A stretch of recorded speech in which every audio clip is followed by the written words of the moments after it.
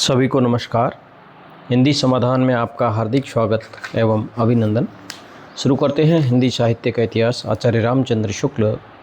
इसमें शुरुआत आदिकाल के 4 प्रकरण हैं। दूसरा प्रकरण चल रहा है प्रकरण 2 जैन साहित्य के प्रश्नोत्तर। प्रसिद्ध जैन आचार्य हेमचंद्र किसके यहाँ वर्तमान थे?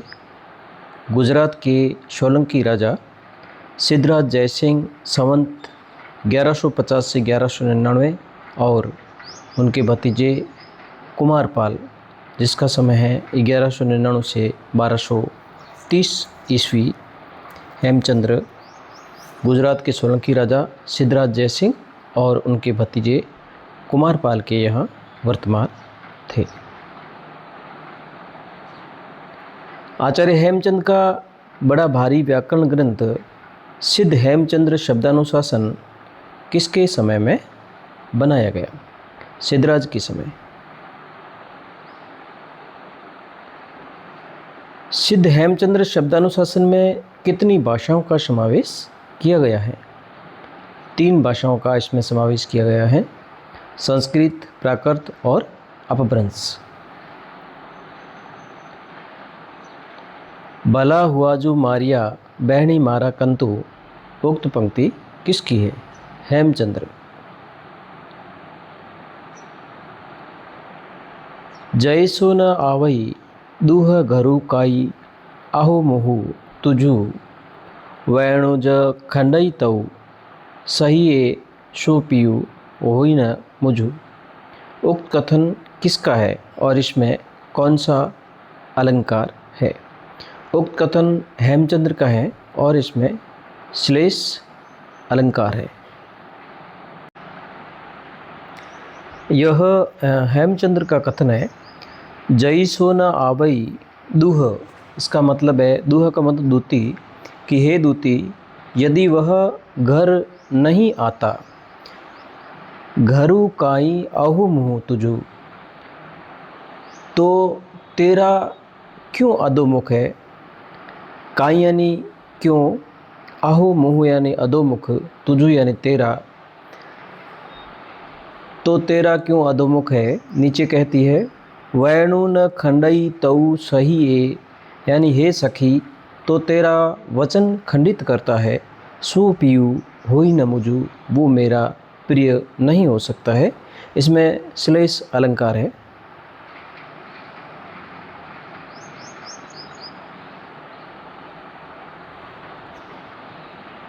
पिय संगमी कऊ निंदड़ी पियहु परख हो के, उक्त पंक्ति किसकी है? उक्त पंक्ति हेमचंद्र की है। पिय संगमी कहु निंदड़ी पियहु पख हो के, यानी प्रिय के संगम में नींद और प्रिय के परोक्ष में भी क्यों कर आवे। प्रिय के संगम में नींद कहाँ और प्रिय के परोक्ष में भी क्यों करावे, यानी नींद, प्रिय के पक्ष में नींद क्यों करावे। यह पंक्ति है हेमचंद्र की।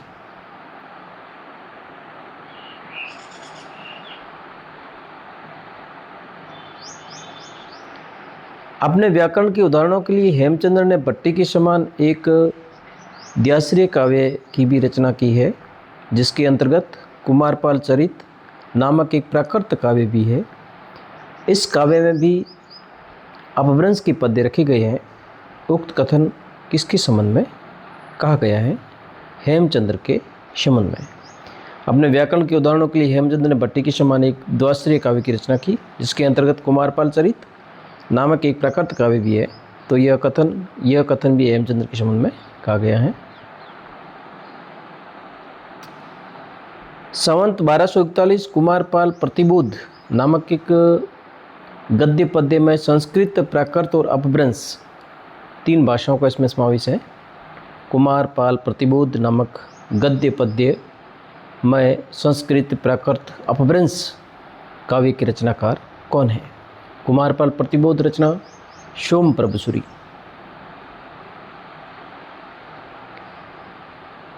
संवत 1361 में प्रबंध चिंतामणि नामक एक संस्कृत ग्रंथ भोज प्रबंध के ढंग का बनाया गया जिसके रचनाकार कौन थे? जैनाचार्य मेरुतुंग। प्रबंध चिंतामणि संस्कृत ग्रंथ है, भोज प्रबंध के ढंग का बनाया गया है। जैनाचार्य मेरुतुंग की रचना है प्रबंध चिंतामणि।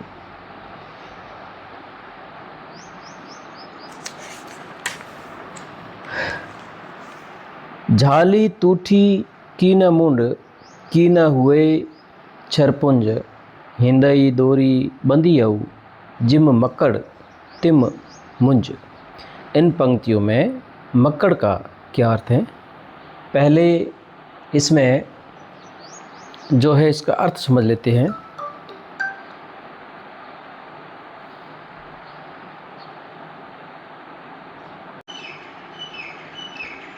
ये जो पंक्ति है आपके सामने, जाली टूटी की न मुँह, ये जैनाचार्य मेरुतुंग की जो है रचना है प्रबंध चिंतामणि, उसमें से यह दो लिए गए हैं।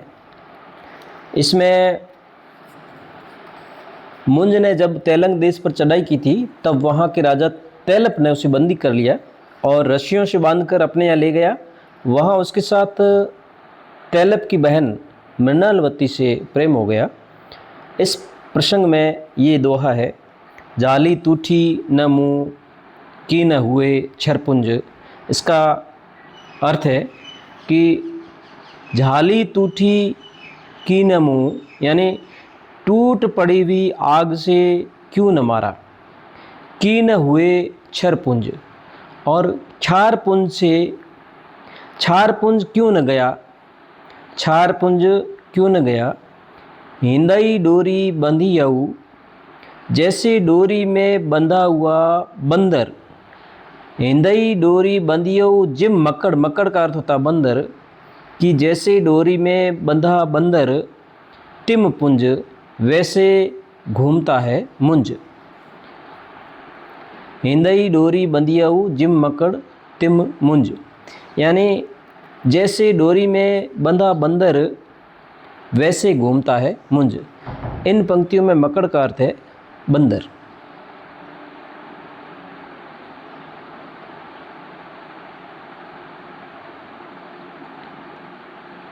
प्रबंध चिंतामणि संस्कृत ग्रंथ में राजा तैलप की बहन का क्या नाम था?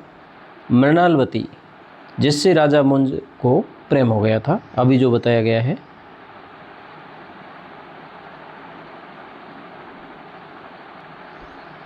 आचार्य शुक्ल के अनुसार विद्याधर का समय 13वीं शताब्दी। अपने समय के सबसे बड़े जैन साहित्य के जैनाचार्य कौन थे? हेमचंद्र।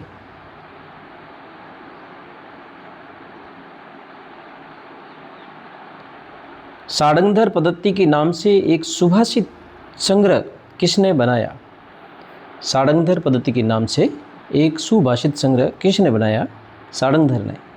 शुक्ल के अनुसार सारंगधर का समय 14वीं शताब्दी का उत्तरार्ध।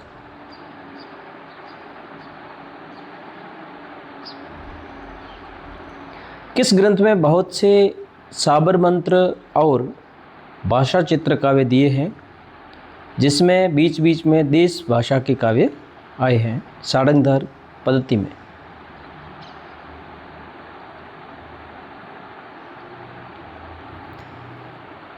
नूनम बादल छाई खेह पसरी निश्राण शब्द खरह शत्रुम पाड़ी लुटाली तोड़ हनीशों एवं पंतेंद बठाह। उक्त पंक्तियाँ का संबंध किस रचना से है? सारंगधर पद्धति से है। इसमें श्री मलदेव राजा की प्रशंसा की गई है। इसमें श्री मलदेव राजा की प्रशंसा की गई है।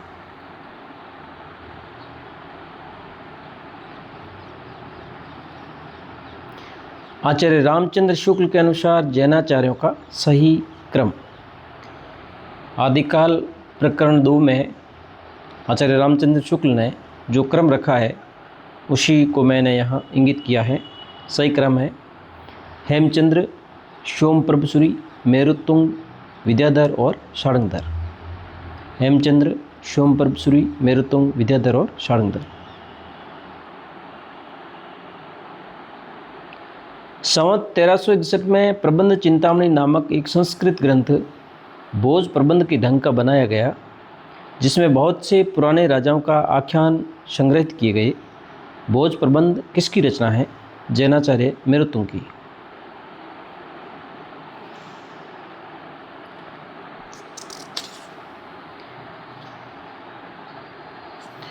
ढोला मारिये ढिली मह, मच्छियु मेच शरीर,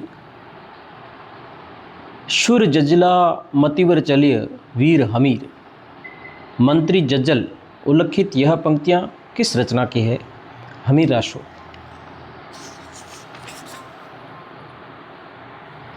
इसमें ढोला मारिया ढिली मह, मुच्छिल में शरीर, इसका मतलब है ढोला मारिये ढिली मह, यानी दिल्ली में ढोल बजाया गया।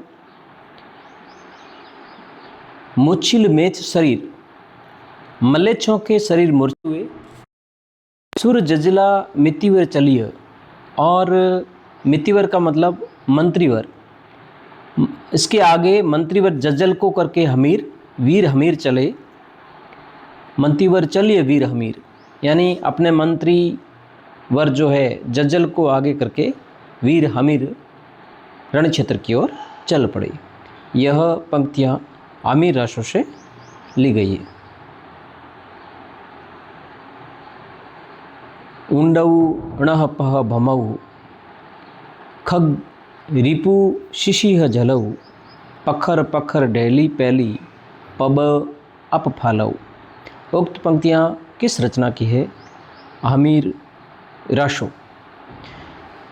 उडऊ णः पह भमऊ, खग रिपु शिशिह झलऊ, इसका अर्थ है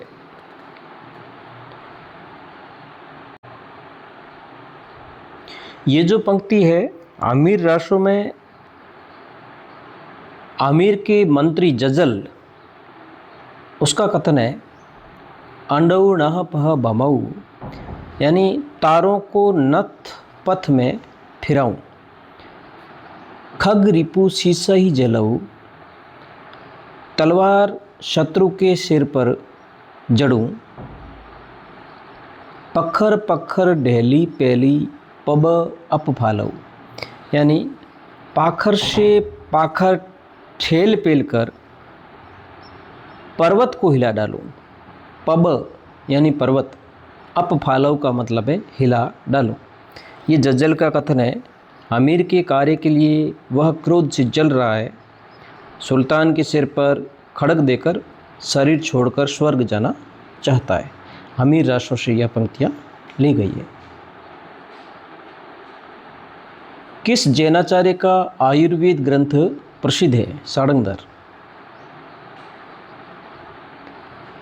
शार्ंगधर का आयुर्वेद ग्रंथ कौन सा है? शार्ंगधर संहिता।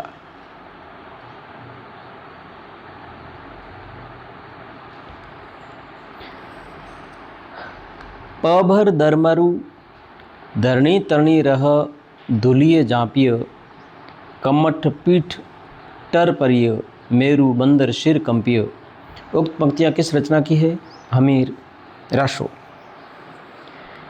पभर दरमरु धरणी, यानी चरणों के भार से पृथ्वी दलमल उठी।